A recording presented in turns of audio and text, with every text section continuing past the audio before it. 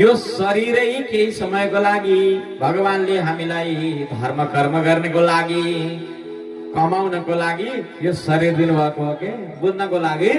जस्तै हामी यहाँबाट ड्युटी गर्न जान्छौँ, अफिसमा जान्छौँ नि, आधा घन्टा लाग्छ हिँड्न आउन जान।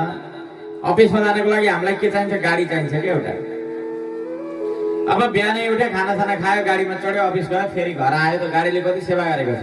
त्यस्तै त्यो राम नाम रूपी धर्म कमाउनको लागि यो शरीर चाहिन्छ के। यो शरीर भएन भने त कसरी हुन्छ र? त्यो आत्माले त कमाउन सक्दैन, पाउँदैन। केवल मनुष्य योनिमा मात्रै, यो मनुष्य शरीरमा बसेर मात्रै त्यो कमाउन सकिन्छ।